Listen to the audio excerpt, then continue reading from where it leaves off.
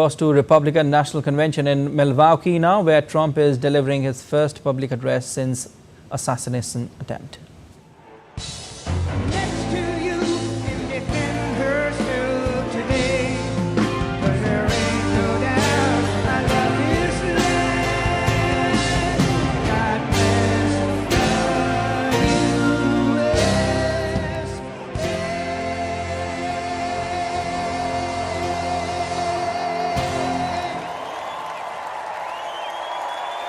These are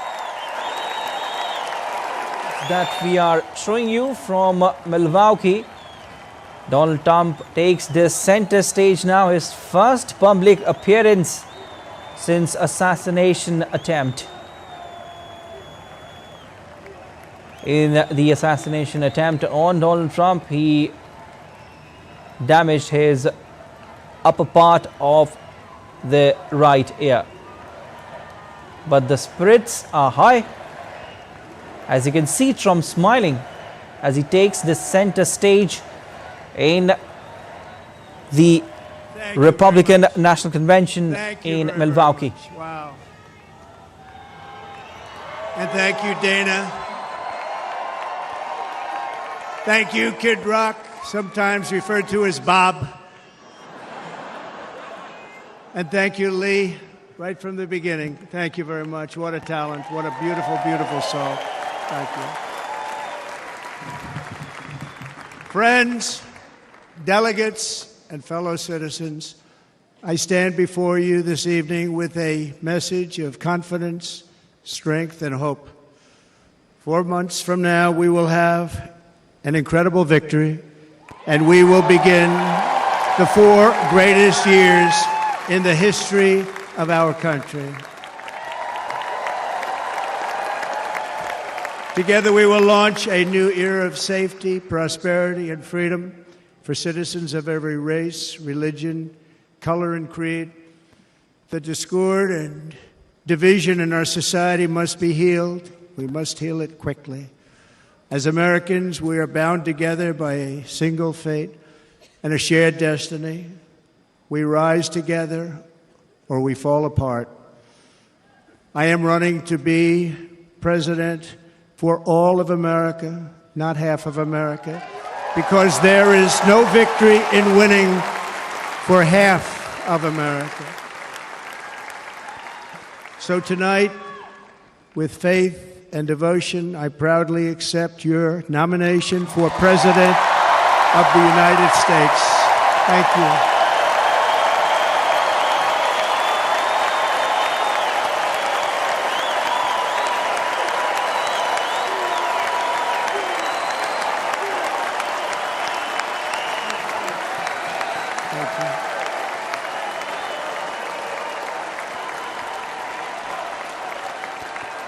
Thank you very much.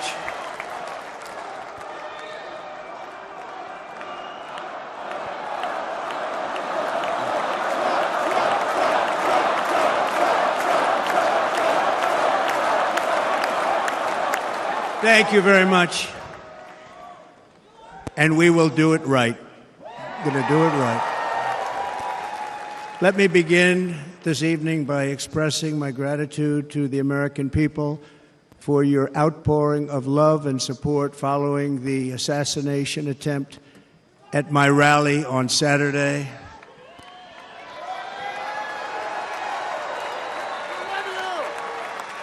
As you already know, the assassin's bullet came within a quarter of an inch of taking my life. So many people have asked me, what happened? Tell us what happened, please.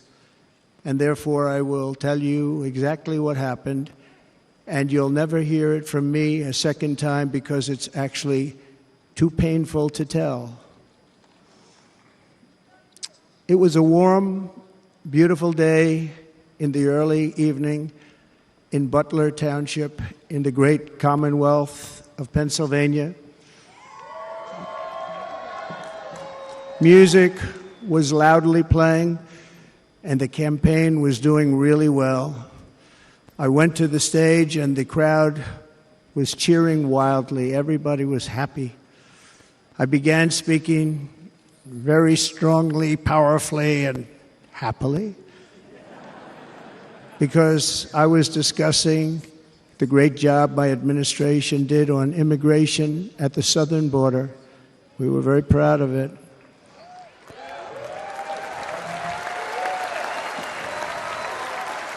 Behind me and to the right was a large screen that was displaying a chart of border crossings under my leadership. The numbers were absolutely amazing. In order to see the chart, I started to, like this, turn to my right and was ready to begin a little bit further turn, which I'm very lucky I didn't do, when I heard a loud whizzing sound and felt something hit me really, really hard on my right ear. I said to myself, wow, what was that? It can only be a bullet. And moved my right hand to my ear, brought it down. My hand was covered with blood, just absolutely blood all over the place. I immediately knew it was very serious, that we were under attack, and in one movement proceeded to drop to the ground. Bullets were continuing to fly as very brave Secret Service agents rushed to the stage, and they really did. They rushed to the stage.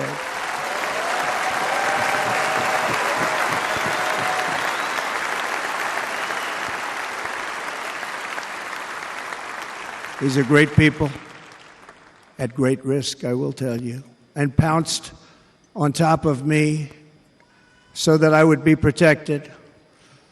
There was blood pouring everywhere, and yet, in a certain way, I felt very safe because I had God on my side. I felt that.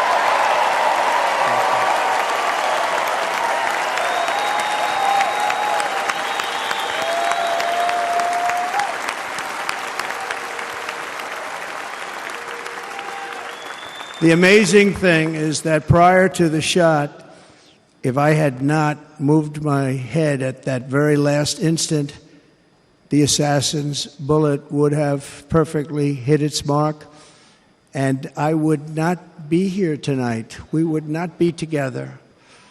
The most incredible aspect of what took place on that terrible evening in the fading sun was actually seen later. In almost all cases, as you probably know, and when even a single bullet is fired, just a single bullet, and we had many bullets that were being fired, crowds run for the exits or stampede, but not in this case. It's very unusual.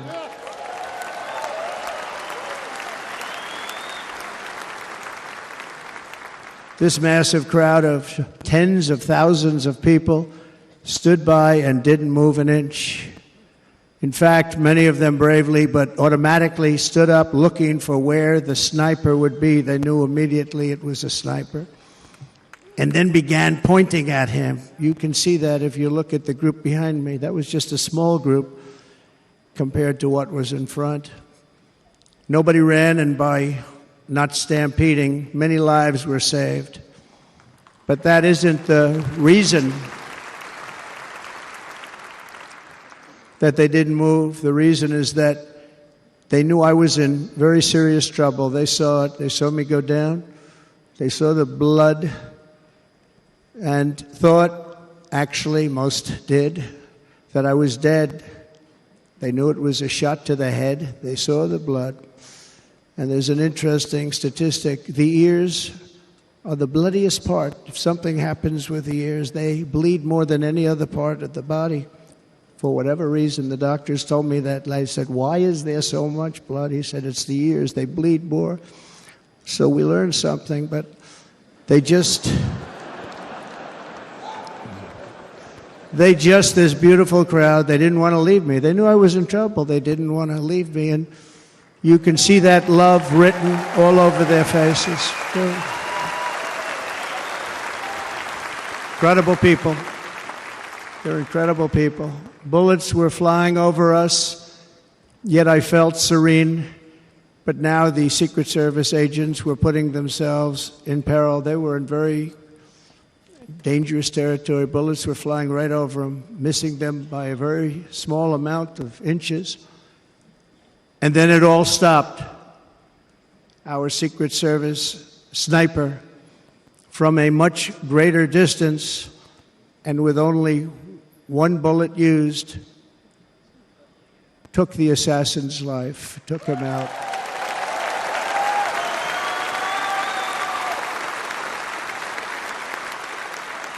I'm not supposed to be here tonight. Not supposed to be here. Yeah.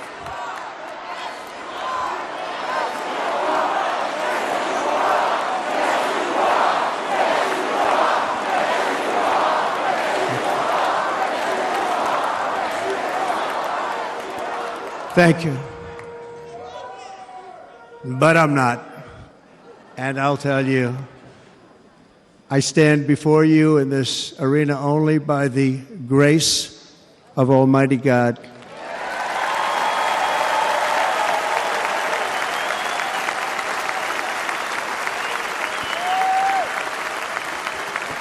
In watching the reports over the last few days, many people say it was a providential moment. Probably was. When I rose, surrounded by Secret Service, the crowd was confused because they thought I was dead, and there was great, great sorrow. I could see that on their faces as I looked out. They didn't know I was looking out. They thought it was over. But I could see it, and I wanted to do something to let them know I was okay.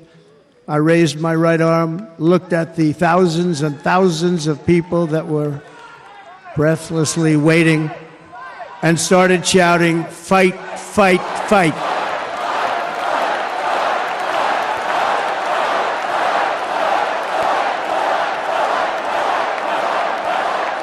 Thank you. Once my clenched fist went up, and it was high into the air. You've all seen that. The crowd realized I was okay and roared with pride for our country like no crowd I have ever heard before. Never heard anything like it. For the rest of my life, I will be grateful for the love shown by that giant audience of patriots that stood bravely on that fateful evening in Pennsylvania. Tragically, the shooter claimed the life of one of our fellow Americans, Corey Comparator. Unbelievable person, everybody tells me. Unbelievable. And seriously wounded, two other great warriors.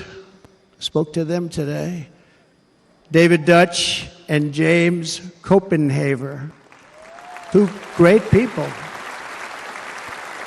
I also spoke to all three families of these tremendous people. Our love and prayers are with them, and always will be. We're never going to forget them. They came for a great rally. They were serious Trumpsters, I want to tell you. They were serious Trumpsters, and still are. But Corey, unfortunately, we have to use the past tense. He was incredible. He was a highly respected former fire chief, respected by everybody. Was accompanied by his wife, Helen, incredible woman. I spoke to her today, devastated, and two precious daughters. He lost his life selflessly acting as a human shield to protect them from flying bullets. He went right over the top of them and was hit. What a fine man he was.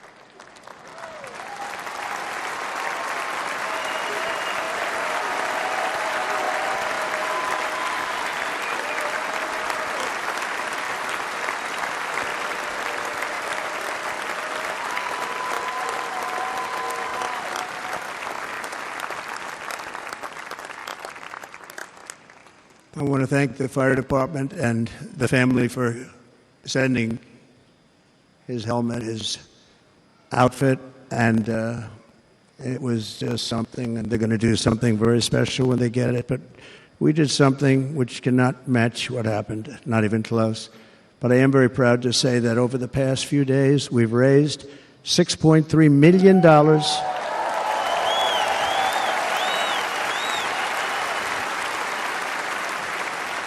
for the families of David, James, and Corey, including from a friend of mine just called up. He sent me a check right here. I just got it. $1 million from Dan Newland. Thank you, Dan. And again, when speaking to the family, I told them, I said, well, I'm going to be sending you a lot of money, but it can't compensate. They all said the same thing. You're right, sir. We appreciate so much what you're doing, but nothing can take the place in the case of Corey and the other two. By the way, they were very, very seriously injured, but now they're doing very well. They're going to be okay. They're going to be doing very well.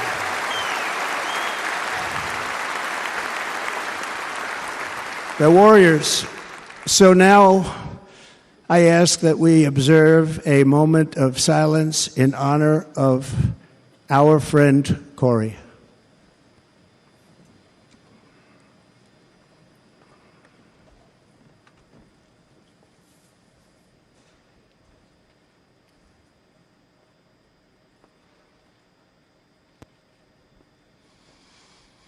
There is no greater love than to lay down one's life for others. This is the spirit that forged America in her darkest hours, and this is the love that will lead America back to the summit of human achievement and greatness. This is what we need. Despite such a heinous attack, we unite this evening more determined than ever. I am more determined than ever, and so are you. So is everybody in this room.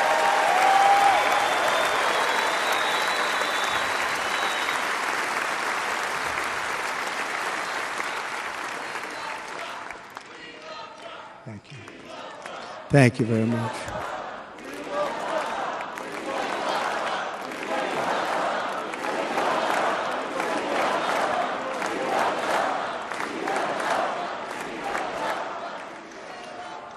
Our resolve is unbroken and our purpose is unchanged to deliver a government that serves the American people better than ever before.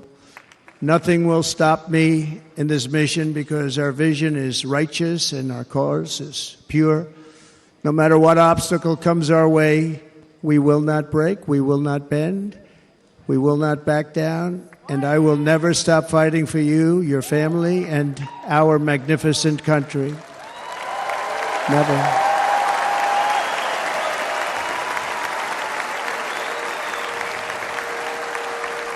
And everything I have to give with all of the energy and fight in my heart and soul, I pledge to our nation tonight. Thank you very much. I pledge that to our nation.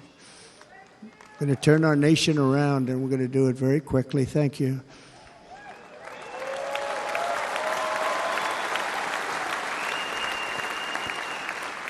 This election should be about the issues facing our country and how to make America successful, safe, free, and great again.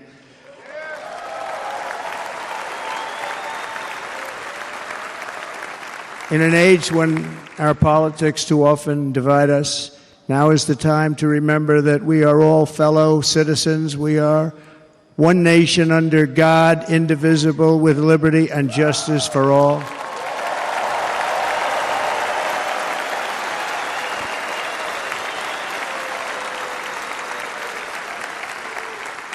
And we must not criminalize dissent or demonize political disagreement, which is what's been happening in our country lately at a level that nobody has ever seen before.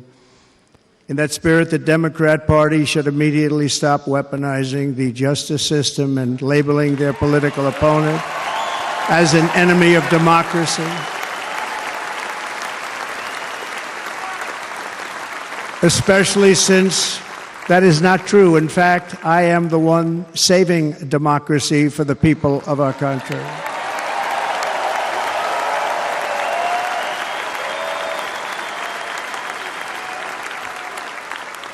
And very big news, as you probably just read, on Monday a major ruling was handed down from a highly respected federal judge in Florida, Eileen Cannon, finding that the prosecutor and the fake documents case against me were totally unconstitutional, and the entire case was thrown out of court. With all of that publicity, thrown out of court. If Democrats want to unify our country, they should drop these partisan witch hunts, which I have been going through for approximately 8 years.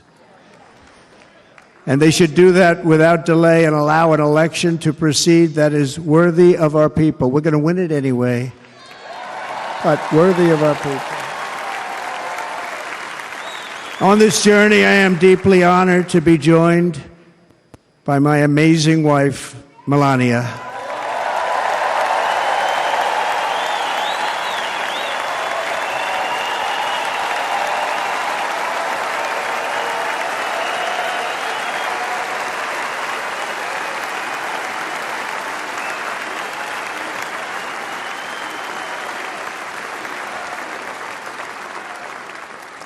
And Melania, thank you very much. You also did something really beautiful, a letter to America calling for national unity, and it really took the Republican Party by surprise, I will tell you. It was beautiful.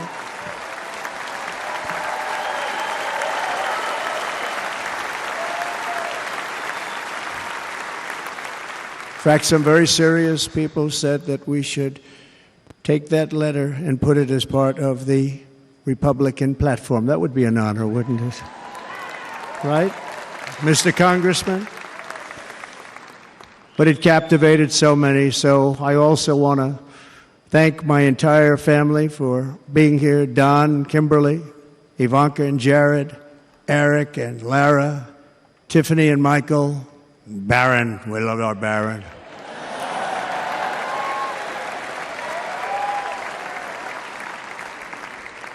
And of course, my 10 wonderful grandchildren. You saw a few of them up there on my lap before.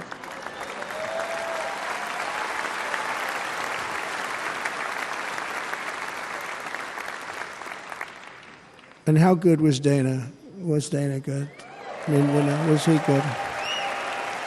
He was on probably the only vacation he's had in about, maybe ever, because he works, but about 10 years with his wife, very far away. I won't tell you where, but very, very far away, beautiful place.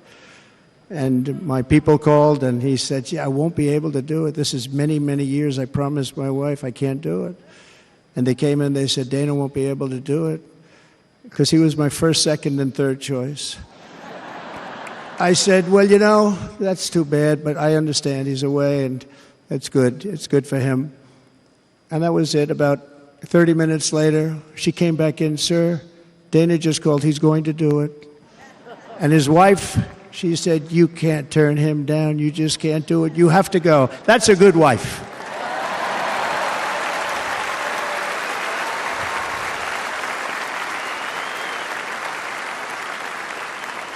So he got on a plane. He got here a little while ago. Now he's going to get on the plane in a little while, and he's going to go back home to his wife.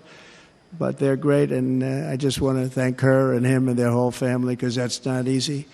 And Kid Rock, same thing. Called, he said, I want to be a part of it.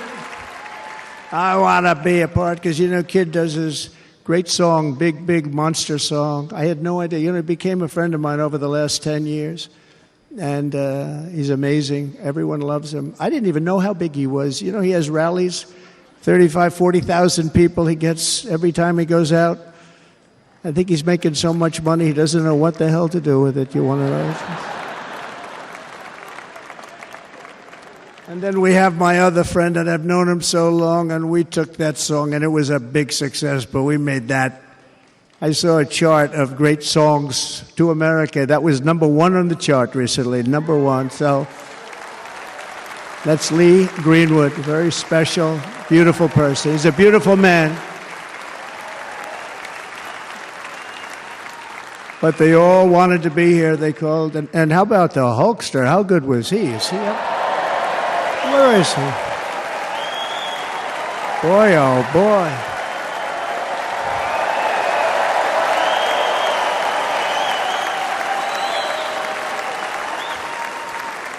You know, they may call that entertainment. I know about entertainment, but when he used to lift a 350-pound man over his shoulders and then bench press him 2 rows into the audience, I say, maybe entertainment, but he is one strong son of a gun. I will tell you, I watched it many times. There aren't a lot of entertainers that can do that, right? You were fantastic. Thank you very much. Followed by Eric. What was that all about? Boy, that was good. I didn't want to really come up here. But he was so great, and he's such a good young man. He went through a lot of trouble, and Don last night was incredible. They went through so much trouble. They got subpoenaed more than any people probably in the history of the United States. Every week they get another subpoena from the Democrats, crazy Nancy Pelosi, the whole thing, just boom, boom, boom. They've got to stop that because they're destroying our country. We have to work on making America great again, not on beating people. And we won. We beat them in all. We beat them on the impeachments. We beat them on indictments. We beat them. But the time that you have to spend,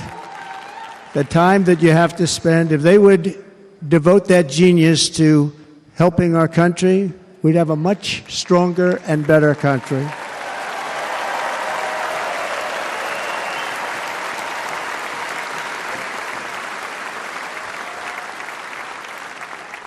And Jason, the biggest star in country music. Jason, thank you for being here.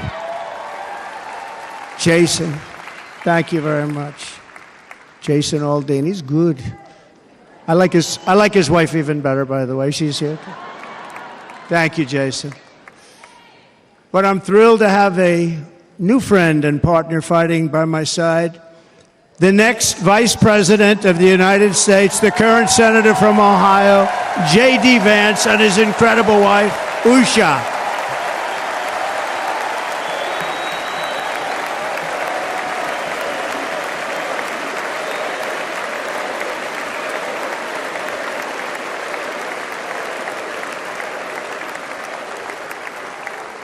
He's going to be a great Vice President. He's going to be great. He'll be with this country and with this movement, greatest movement in the history of our country, Make America Great Again.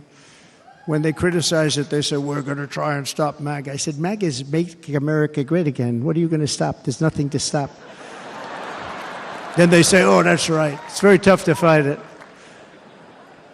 And all of the people that did try and fight it have failed. But he's going to be with us for a long time, and it was an honor to select him. Great, great student at Yale. His wife was a great student at Yale. They met at Yale. These are two smart people. So, JD, you're going to be doing this for a long time. Enjoy the ride.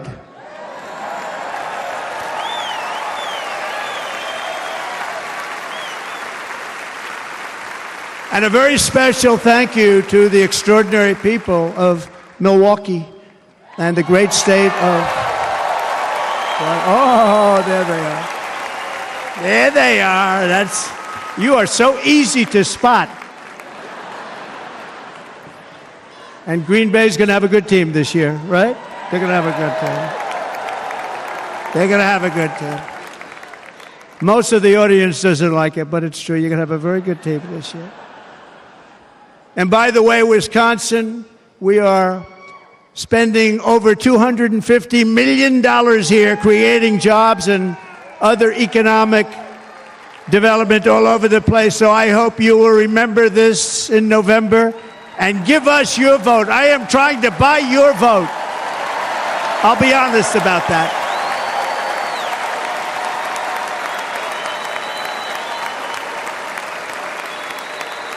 And I promise we will make Wisconsin great again. We're going to make it. Thank you, Mr. Governor. Thank you very much. Thank you.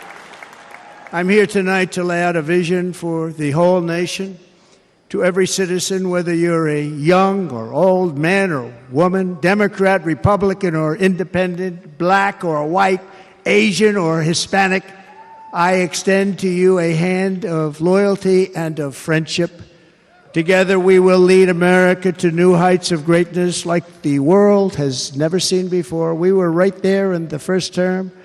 We got hit with COVID. We did a great job. Nobody knew what it was, but nobody's ever seen an economy pre-COVID. And then we handed over a stock market that was substantially higher than just prior to COVID. Coming in, did a great job. Never got credit for that. We got credit for the war and defeating ISIS and so many things, the great economy, the biggest tax cuts ever, the biggest regulation cuts ever, the creation of Space Force, the rebuilding of our military. We did so much. We did so much. Right to try. Right to try is a big deal. We got right to try. They were trying to get that for 52 years. Somebody's terminally ill. And hopefully there's nobody in this audience, but it does happen a lot. They're terminally ill and they can't use our new space-age drugs and other things that we are way ahead. We have the greatest doctors in the world, the greatest laboratories in the world, and you can't do it. They've been trying to get that approved for 52 years. Wasn't that easy? The insurance companies didn't want to do it. They didn't want the risk. The labs didn't want to do it because if it didn't work, people are pretty far down the line toward death. They didn't want to do it. The doctors didn't want to have it on their records, so I got everybody into an office. 52 years they tried. Sounds simple, but it's not. And I got them to agree that somebody that needs it will, instead of going to Asia, Europe, or someplace, or if you have no money, going home and dying, just die. We got them to sign an agreement, agree to it, where they're not going to sue anybody. They're going to get all of this stuff. They're going to get it really fast. And what's happened is we're saving thousands and thousands of lives. It's incredible. Right to try. It's a great feeling. Under our leadership, the United States will be respected again. No nation will question our power. No enemy will doubt our might. Our borders will be totally secure. Our economy will soar. We will return law and order to our streets, patriotism to our schools, and importantly, we will restore peace, stability, and harmony all throughout the world. But to achieve this future, we must first rescue our nation from failed and even incompetent leadership. We have totally incompetent leadership. This will be the most important election in the history of our country. Under the current administration, we are indeed a nation in decline. We have an inflation crisis that is making life unaffordable, ravaging the incomes of working and low-income families, and crushing, just simply crushing our people like never before. They've never seen anything like it. We also have an illegal immigration crisis, and it's taking place right now as we sit here in this beautiful arena. It's a massive invasion at our southern border that has spread misery, crime, poverty, disease, and destruction to communities all across our land. Nobody's ever seen anything like it. Then there's an international crisis, the likes of which the world has seldom been part of. Nobody can believe what's happening. War is now raging in Europe and the Middle East. A growing specter of conflict hangs over Taiwan, Korea, the Philippines, and all of Asia. And our planet is teetering on the edge of World War III. And this will be a war like no other war because of weaponry. The weapons are no longer army tanks going back and forth shooting at each other. These weapons are obliteration. It's time for a change. This administration can't come close to solving the problems. We're dealing with very tough, very fierce people. They're fierce people. And we don't have fierce people. We have people that are a lot less than fierce, except when it comes to cheating on elections and a couple of other things. Then they're fierce. Then they're fierce. So tonight, I make this pledge to the great people of America. I will end the devastating inflation crisis immediately, bring down interest rates, and lower the cost of energy. We will drill, baby, drill.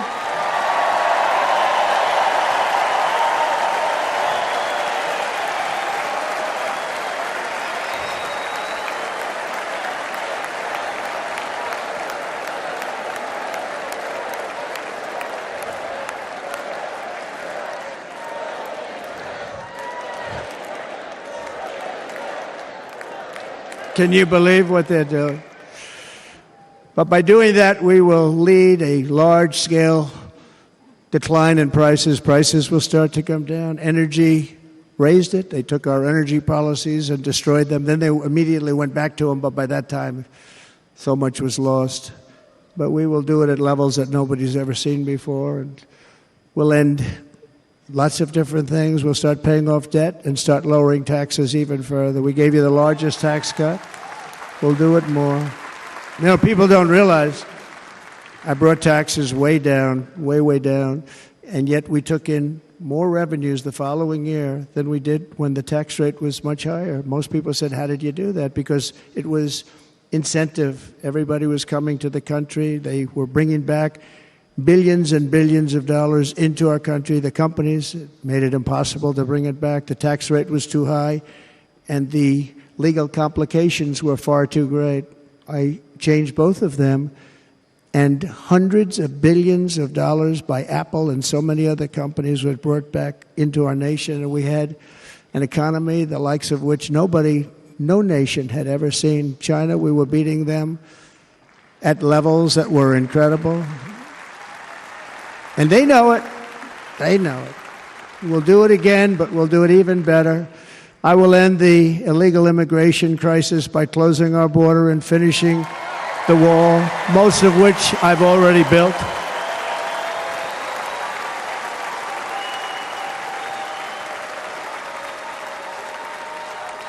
On the wall, we were dealing with a very difficult Congress. And I said, oh, that's okay. We won't go to Congress. I call it an invasion. We gave our military almost $800 billion. I said, I'm going to take a little of that money because this is an invasion. And we built, most of the wall is already built. And we built it through using the funds because what's better than that? We have to stop the invasion into our country that's killing hundreds of thousands of people a year. We're not going to let that happen. I will end every single international crisis that the current administration has created, including the horrible war with Russia and Ukraine, which would have never happened if I was president, and the war caused by the attack on Israel, which would have never happened if I was president. Iran was broke. Iran had no money. Now Iran has $250 billion. They made it all over the last 2.5 years. They were broke. I watched the other day on a show called Deface the Nation. Has anyone seen it? And they had a congressman who was a Democrat say, well, whether you like him or not, Iran was broke dealing with Trump. I told China and other countries, if you buy from Iran, we will not let you do any business in this country, and we will put tariffs on every product you do send in of 100% or more. And they said to me, well, I think that's about it. They weren't going to buy any oil. And they were ready to make a deal. Iran was going to make a deal with us. And then we had that horrible, horrible result that we'll never let happen again. The election result, we're never going to let that happen again. They used COVID to cheat. We're never going to let it happen again. And they took off all the sanctions, and they did everything possible for Iran. And now Iran is very close to having a nuclear weapon, which would have never happened. This is a shame what this administration, the damage that this administration has done. And I say it often, if you took the 10 worst presidents in the history of the United States, think of it, the 10 worst, added them up, they will not have done the damage that Biden has done. Only going to use the term once. Biden. I'm not going to use the name anymore, just one time. The damage that he's done to this country is unthinkable. It's unthinkable. Together we will restore vision, strength, competence, and we're going to have a thing called common sense making most of our decisions, actually. It's all common sense. Just a few short years ago, under my presidency, we had the most secure border and best economy in the history of our country, in the history of the world. We had the greatest economy in the history of the world. We had never done anything like it. We were beating every country, including China, by leaps and bounds. Nobody had seen anything like it. We had no inflation. Soaring incomes were going. Nobody can believe it. You can't believe what happened 4 years ago is happening now in reverse. And the world was at peace. Inflation has been a killer for our country. No matter what you make it doesn't matter, because inflation is eating you alive. People that were putting away money, they were making great wages, the highest they've ever made, but they were putting away a lot of money. Now they are just being destroyed. They're not putting away anything. They're barely living. They're going into savings accounts. They're taking out their money to live because of inflation. Inflation, remember, it's called a country buster. You can go back to Germany from 100 years ago. You can go back to any country that suffered great inflation. We've suffered the worst inflation we've ever had. But go back and see what's happened to those countries. We've had the worst inflation we've ever had under this person. But in less than 4 years, our opponents have turned incredible success into unparalleled tragedy and failure. It's been a tremendous failure. Today, our cities are flooded with illegal aliens. Americans are being squeezed out of the labor force and their jobs are taken. And by the way, you know who's taking the jobs that are created? 107% of those jobs are taken by illegal aliens. And you know who's being hurt the most by millions of people pouring into our country? The black population and the Hispanic population, because they're taking the jobs from our black population, our Hispanic population, and they're also taking them from unions. The unions are suffering because of it. Thank you. Thank you. I like you too. Thank you very much. Inflation has wiped out the life savings of our citizens and forced the middle class into a state of depression and despair. That's what it is. It's despair and depression. We cannot and will not let this continue. Less than 4 years ago, we were a great nation, and we will soon be a great nation again. We're going to be a great nation again.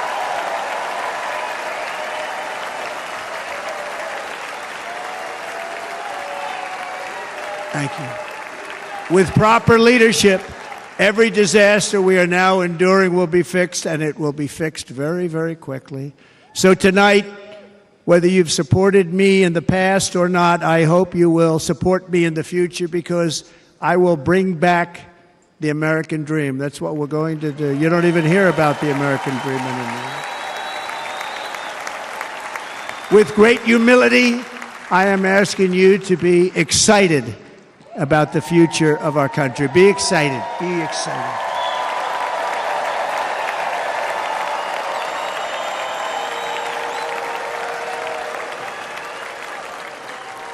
And by the way, the news reports, look at all of those big networks. Look at them. They're all here. But every one of them has said this could be the most organized, best run, and most enthusiastic convention of either party that they've ever seen. Every single one.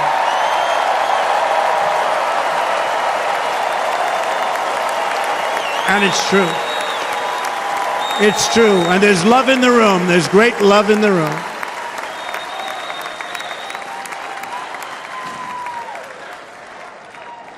So I better finish strong. Otherwise, we'll blow it, and we can't let that happen. Now, this was great. All of the great people that spoke, and everybody hit a home run. I mean, there's not one that I can think of where I said, oh, gee, that wasn't great. Every single person. I refuse to be the only one. Don't do that to me. They're already getting ready. See, I gave them an idea. Now, this was a great convention. This was, I think we're actually going to go home and miss it. You know, usually with first of all, Look at these crowds. You'd never have this at a convention. Look at these crowds.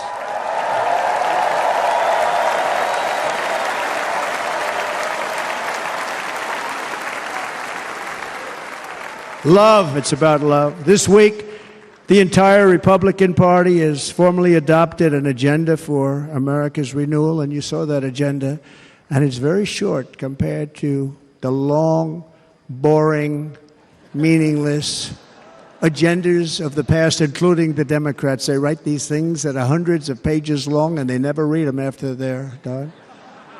In their case, fortunately, they don't read them because they're pretty bad.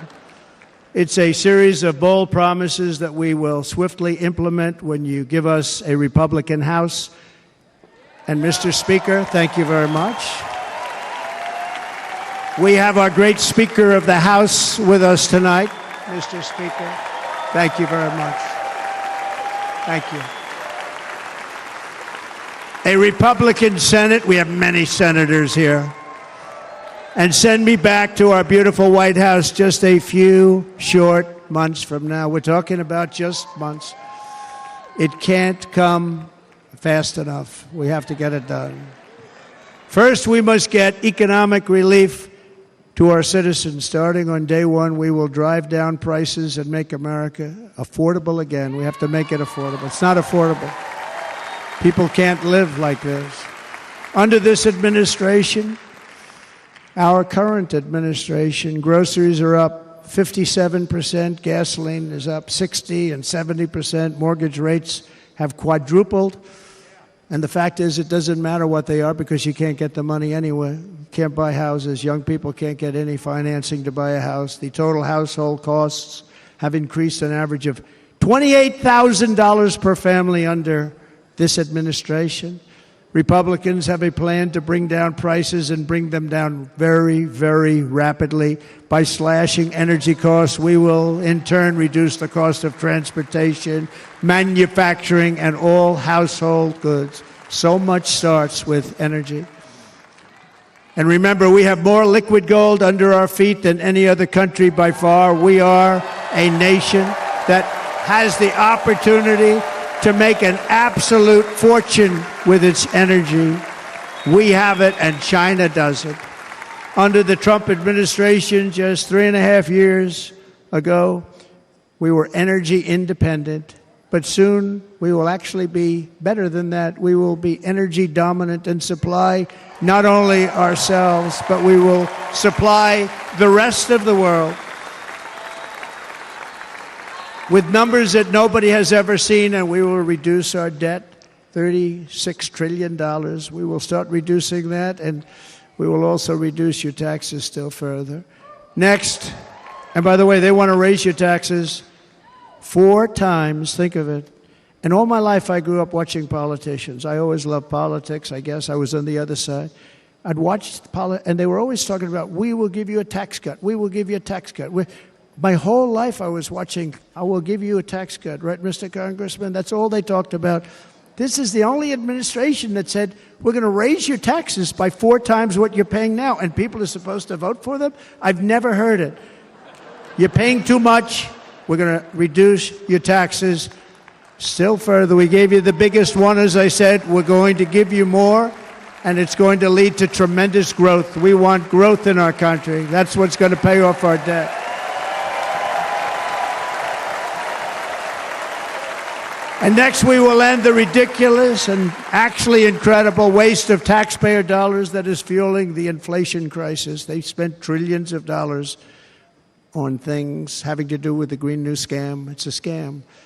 And that's caused tremendous inflationary pressures in addition to the cost of energy. And all of the trillions of dollars that are sitting there not yet spent, we will redirect that money for important projects like roads, bridges, dams, and we will not allow it to be spent on meaningless green new scam ideas.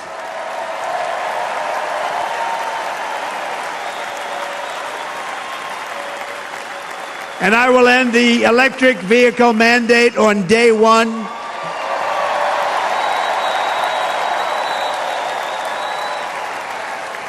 thereby saving the U.S. auto industry from complete obliteration, which is happening right now, and saving U.S. customers thousands and thousands of dollars per car.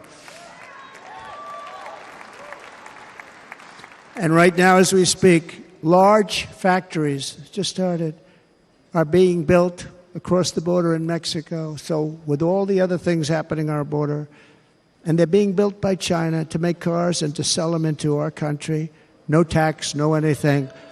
The United Auto Workers ought to be ashamed for allowing this to happen. And the leader of the United Auto Workers should be fired immediately. And every single auto worker, union and non-union, should be voting for Donald Trump, because we're going to bring back car manufacturing, and we're going to bring it back fast.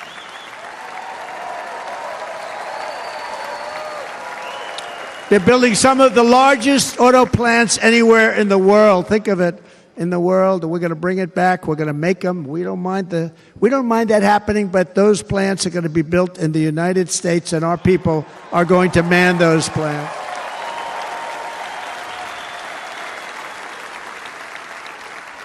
And if they don't agree with us, we'll put a tariff of approximately 100 to 200% on each car, and they will be unsellable in the United States. We have long been taken advantage of by other countries. And think of it, oftentimes these other countries are considered so-called allies. They've taken advantage of us for years. We lose jobs, we lose revenue, and they gain everything and wipe out our businesses, wipe out our people. I stopped it for 4 years. I stopped it, and we're really ready to make changes like nobody had seen before. And remember, USMCA, I got rid of NAFTA, the worst trade deal ever made, and replaced it with USMCA, which is, they say, the best trade deal ever made. Actually, probably the best trade deal was the deal I made with China, where they buy $50 billion worth of our product. They were buying nothing. They buy $50 billion worth. They had to. But I don't even talk about it because of COVID. I don't even mention it, frankly, because of what happened with the China virus.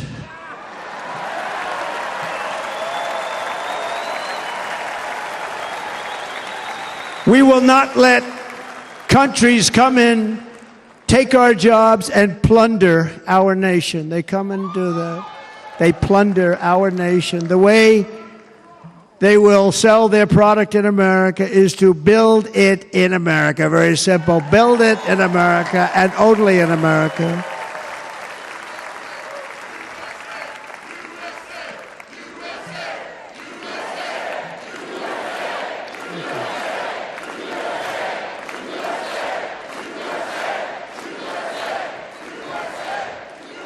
And this very simple formula, and Congress has to go along with us, and they will. This very simple formula will create massive numbers of jobs. We will take over the auto industry again, and many, many hundreds of thousands of jobs. We lost so many jobs over the years. If you go back 20, 25 years, they've stolen, going to China and Mexico, about 68% of our auto industry manufacturing jobs. We're going to get them all back. We're going to get them all back, every one of them. At the center of our plan for economic relief are massive tax cuts for workers that include something else that's turned out to be very popular, actually. Here it's very popular, in this building and all those hotels that I saw that are so nice. I'm staying in a nice one. It's called no tax on tips. No tax on tips. No tax on tips.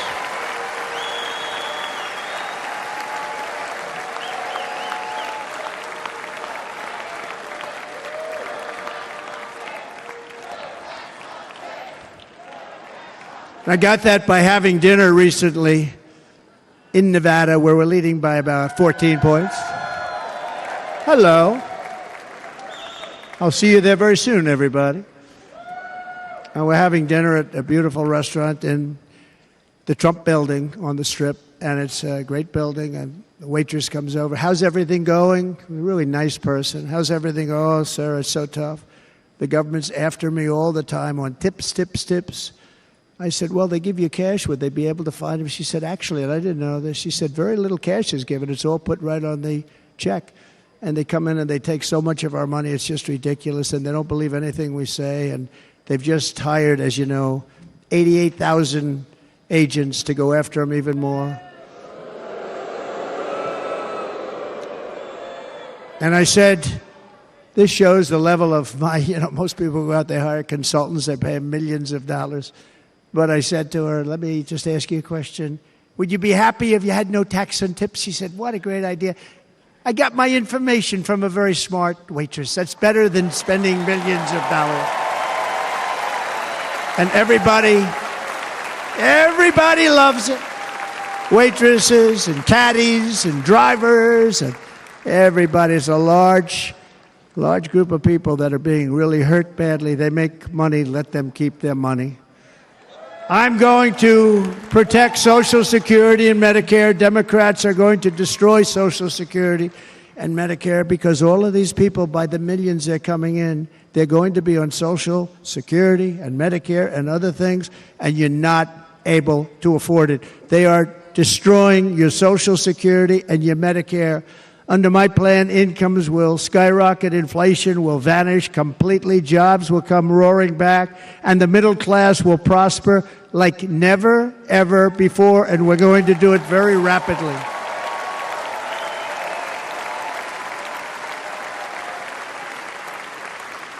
But no hope or dream we have for America can succeed unless we stop the illegal immigrant invasion, the worst that's ever been seen anywhere in the world. There's never been an invasion like this anywhere. Third world countries would fight with sticks and stones not to let this happen.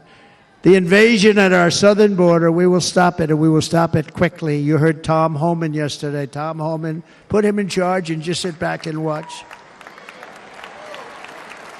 Brandon Judd, the Border Patrol, he's incredible. These guys, they really, their job is a lot easier if they don't have to do anything, but they want to. They're patriots. Brandon Judd, Border Patrol, ICE.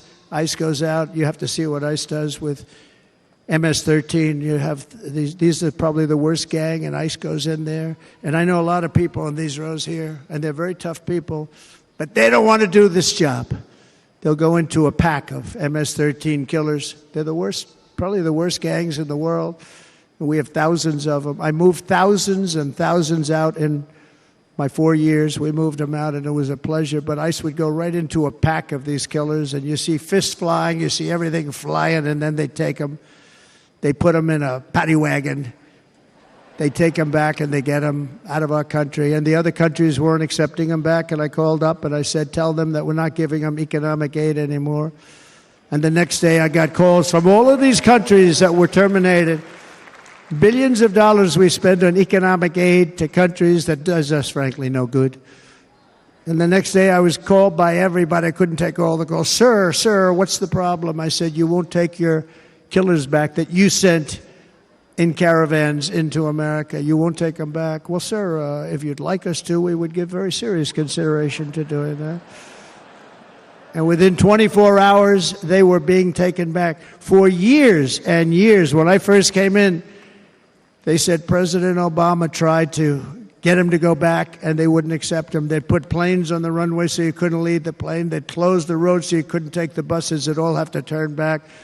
As soon as I said no more economic aid of any kind to any country that does that, they called back and they said, sir, it would be our great honor to take MS-13. We love them very much. We love them very much, sir. We'll take them back. At the heart of the Republican platform is our pledge to end this border nightmare and fully restore the sacred and sovereign borders of the United States of America, and we're going to do that on day one.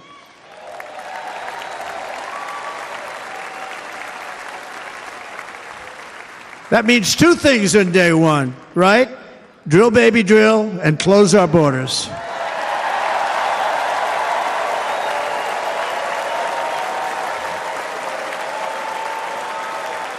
And by the way, and I think everybody as a Republican, as a patriot in this room, and most Democrats, we want people to come into our country, but they have to come into our country legally.